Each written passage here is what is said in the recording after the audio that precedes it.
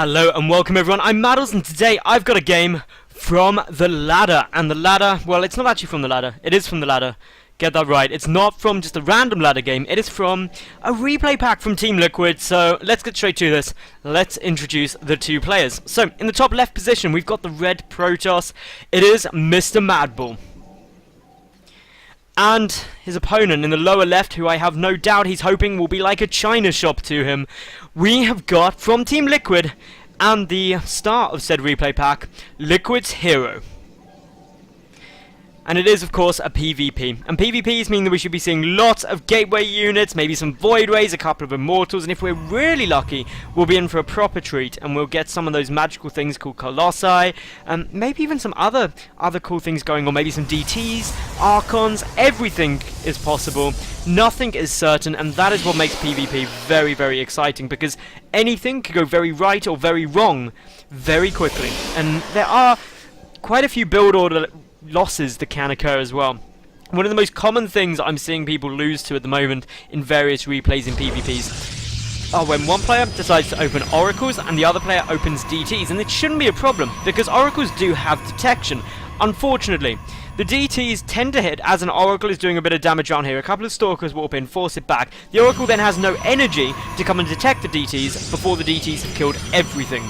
And that is why Robo Bay openings are still so popular, because nobody likes dying to DTs.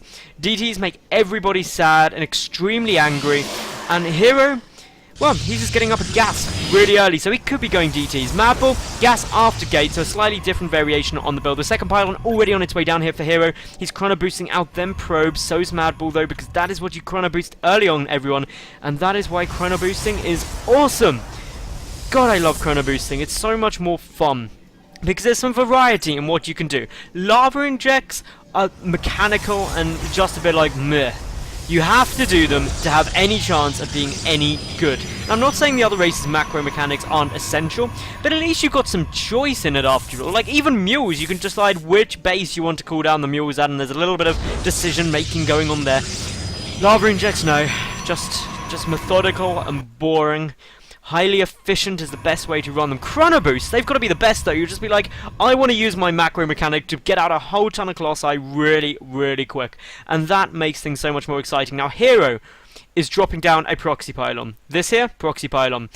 This here, his opponent's base, proxy pylon, base. Proxy pylon, base. The probe going to go and scout. Meanwhile though, we do have MADBULL going for a gas block. And why is this so smart? It's so smart because you're limiting your opponent's options, and the second you limit their options, you can get straight in there and do a lot more, because you know by having this gas up that Hero can only have one gas, and if he's only got one gas, that limits the builds he can do. He's not going for something too super tech heavy, he can't do anything too gas intensive, whereas you can get up both of your gas and be like, guess what, I've got more of it than you have, and that means I can utilize tech heavy plays. Hero though, getting down the mothership core a long way before we see that from his opponent MADBULL, and I just paused the game like a complete noob caster. MADBULL just watching that probe, and that probe very interestingly brought some gas over here.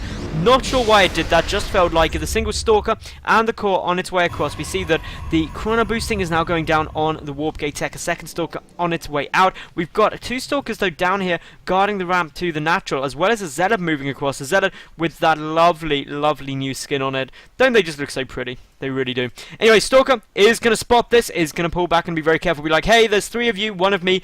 Don't want to engage in this fight. Run through the bushes, run away even quicker. The Zealot also running away very quickly. The natural base trying to get secured here by Hero. The natural base also just getting started here by MADBULL. So, my goodness, we could be in store for a macro game. Macro games are, well, a macro PvP is when you get really more than a 4-gate in my opinion, but that is going back to ye olden days where every PvP was a 4-gate and whoever could do it best won.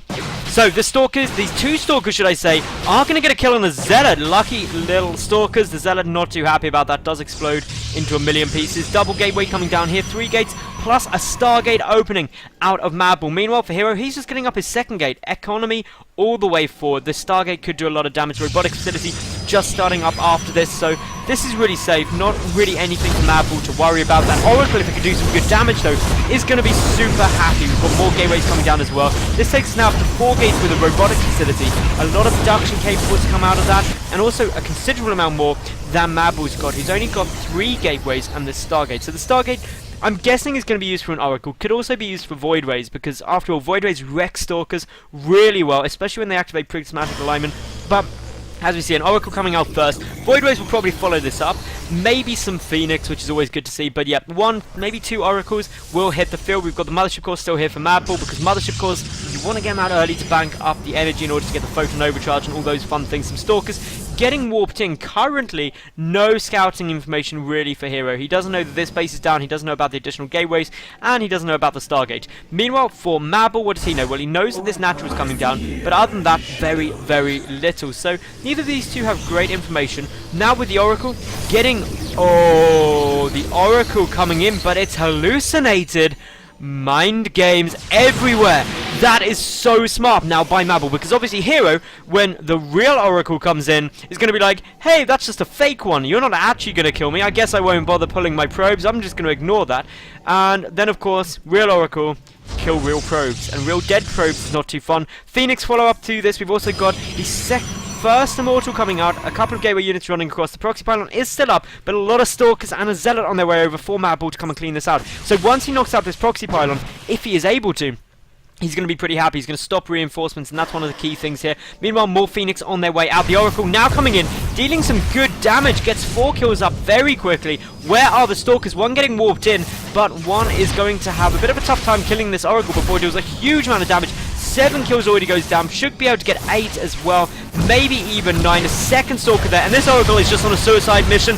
Will get, well, 12 probes, which is definitely cost effective. The Mothership Core, though, for MADBULL does get taken out. Does manage to trigger, though, Photon Overcharge before it gets killed. Good little snipe off there by Hero. But he's got to deal with these Phoenix coming in straight after this. He's lost a decent number of probes. 13 killed, as I said.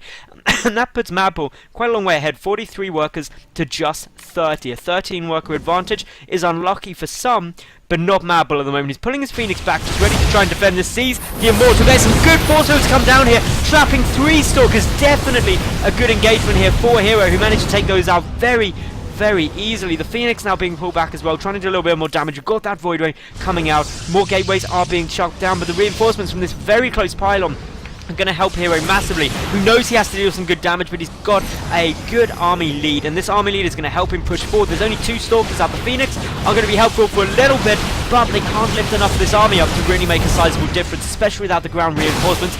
So now, Hero, he's just marching forward. He is going to deal a lot of damage to this natural nexus, and there is nothing MADBULL can do about this. He's supply blocked, trying to get some more pylons down. His first Voidway is out on the field, but there just isn't enough else there. With the vision of the high ground being granted by the Mothership Core, a couple more Stalkers will die. The Phoenix deciding, shall we try and deal some counter damage? But it may just be too late, because even though MADBULL still has the worker advantage, he just isn't going to be able to mine from 2 bases for so long. It's such a big loss losing your natural, being a base down. And as a result, this is looking so much like Hero's game. But the Voidways, they could really help. The second one just hitting the field now. Prismatic alignment allows them to deal so much damage to Stalkers.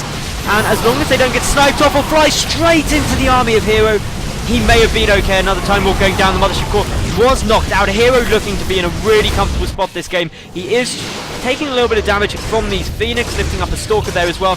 But the natural base is just getting besieged now. These units moving up ever closer. The sentries do not have enough energy. One does have enough energy for a force field, but not using it yet. The Immortal at the front, trapping a couple of units, but just so many Stalkers on the low ground, helping dealing the damage, knocking out that Zealot, and now just the damage is what appears to be a never-ending stream of units here. There is definitely not enough energy for a force field now, and as we can see, Hero just running these units up, going to be able to focus down that Voidway, and with this, I believe it is going to be GG, and there we go. MADBULL does indeed call it at the same time as I expect. So, yeah, that was an awesome game. Great amounts of fun. I thoroughly enjoyed casting that. I hope you enjoyed it too. Should you have enjoyed it, make sure you like the video, leave a cool comment, and of course subscribe. I get new top-level games up every single day of the week. So, see you tomorrow for yet another new cast. I'm Madals. Thanks for watching. Bye for now.